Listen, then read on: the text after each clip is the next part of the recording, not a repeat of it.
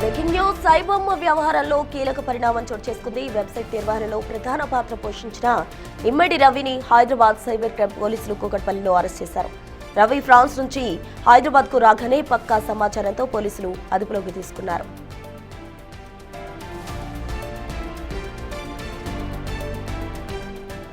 Caribbean దీవుల్లోని Saint Kitts లో ఉంటూ రవి ఈ వెబ్సైట్ నిర్వహిస్తున్నట్టు దర్యాప్తులో తేలింది. కోర్టు అతనికి 14 రోజుల రిమాండ్ విధించగా ప్రస్తుతం అతను చెంచల్గూడ జైల్లో ఉన్నారు. కేసు దర్యాప్తు కోసం రవిని 7 రోజుల కస్టడీకి ఇవ్వాలని పోలీసులు కోర్టును కోరినట్టు తెలుస్తోంది.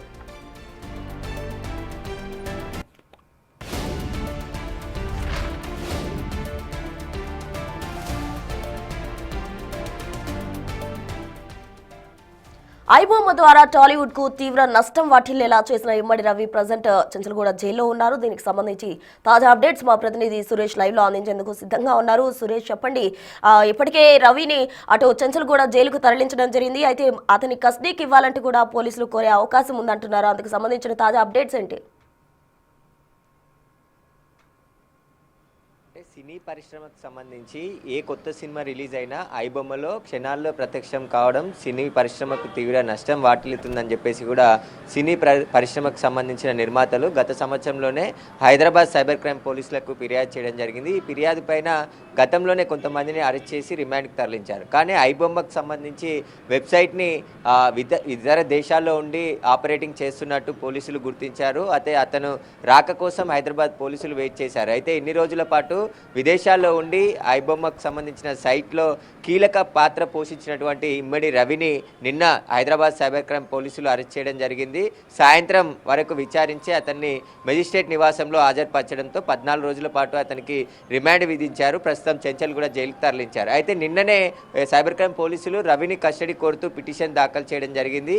ఆ పిటిషన్ని రేపు కోర్టులో విచారిస్తామని చెప్పేసి కూడా మెజిస్ట్రేట్ చెప్పడం జరిగింది. రేపు కస్టడీ పిటిషన్పై విచారణ చేయనున్నారు. అతని కస్టడీకి తీసుకొని రవితో పాటు ఇంకా ఎంతమంది ఈ వెబ్సైట్కి పనిచేశారు, ఎవరెవరు కీలకంగా వ్యవహరించారు, ఆయన ఇంట్లో సోదాలు జరిపిన క్రమంలో చాలా పైరసీకి సంబంధించిన ఎక్విప్మెంట్తో పాటు కొన్ని విడుదలకు సిద్ధంగా ఉన్న సినిమాలకు సైతం సంబంధించిన సమాచారాన్ని రవి ఇంట్లో స్వాధీనం చేసుకున్నట్టు పోలీసులు తెలపడం జరిగింది. ప్రస్తుతం ఈ కేసుకు సంబంధించి ఎందుకంటే దేశవ్యాప్తంగా మొత్తం సినీ పరిశ్రమకు పైరసీ ద్వారా 22,000 కోట్లకు పైగా నష్టం వాటిల్లిందని చెప్పేసి కూడా స్వయంగా హైదరాబాద్ కమిషనర్గా ఉన్నటువంటి సివి ఆనంద్ ప్రెస్ మీట్ పెట్టి నెలన్నర క్రితం కొంతమందిని అరెస్ట్ చేసిన సందర్భంలో చెప్పడం జరిగింది. సినీ పెద్దలు కూడా గతంలో ఉన్నటువంటి హైదరాబాద్ సిపి సివి ఆనంద్ను కలిసి సినీ పరిశ్రమకు సంబంధించి పైరసీ చాలా పెద్ద సమస్యగా మారింది కాబట్టి దీన్ని ఖచ్చితంగా కూకటి వేళ్లతో పెకిలి వేయాలని చెప్పేసి కూడా వాళ్ళు కోరడంతో పోలీసులు కూడా ఈ కేసుని సవాలుగా తీసుకొని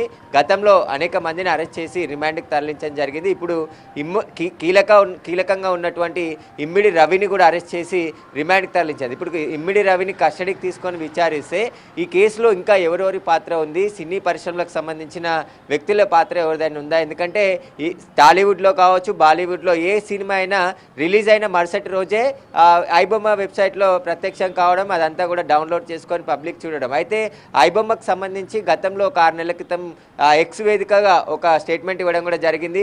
సినీ పరిశ్రమ కారణంగానే మేము పైరసీ చేస్తున్నాము, సామాన్యులకి సినిమా చూడకుండా అధిక రేట్లు పెంచి సినిమాని డబ్బులు వసూలు చేస్తున్నారు, సామాన్యుల నడ్డి విడిచేస్తున్నారు. ఎంటర్టైన్మెంట్తో సినిమాకి వెళ్తే పిల్లలు ఫ్యామిలీతో కలిసి వెళ్తే దాదాపు 1,000 రూపాయలు జేబులు ఖాళీ చేసుకోవాల్సిన పరిస్థితి ఏర్పడింది. కాబట్టి మేము పైరసీ చేసి మధ్యతరగతి సామాన్యులకి అందుబాటులోకి సినిమాలను తీసుకొస్తున్నామని చెప్పేసి కూడా ఐబొమ్మ ప్రకటన చేసింది. కాబట్టి సినీ పరిశ్రమ కూడా సామాన్యులని అంటే ఎందుకంటే వాళ్ళ పరిస్థితి, ఆర్థిక పరిస్థితులని దృష్టిలో పెట్టుకొని సినిమా టికెట్లు ధరలు పెంచొద్దు అని చెప్పేసి కూడా ఐబొమ్మకు సంబంధించిన నిర్వాహకుల నుంచి ఎక్స్ వేదికగా ఒక సమాచారాన్ని గతంలో రిలీజ్ చేయడం జరిగింది. అంతేకాదు ఐబొమ్మని ఎప్పటికీ పోలీసులు పట్టుకోలేరు నిర్వాహకులని అని చెప్పేసి స్వయంగా అప్పటి హైదరాబాద్ కమిషనర్ సివి ఆనంద్కే మెసేజ్ చేయడం, నన్ను పట్టుకుంటే మీకు ఛాలెంజ్ విసురుతున్నా, నన్ను పట్టుకోలేరు మీరు అని చెప్పేసి కూడా స్వయంగా మెసేజ్ చేశారు. కాబట్టి సివి ఆనంద్ ఈ విషయాన్ని చాలా సీరియస్గా తీసుకొని ప్రత్యేక టీంని ఏర్పాటు చేసి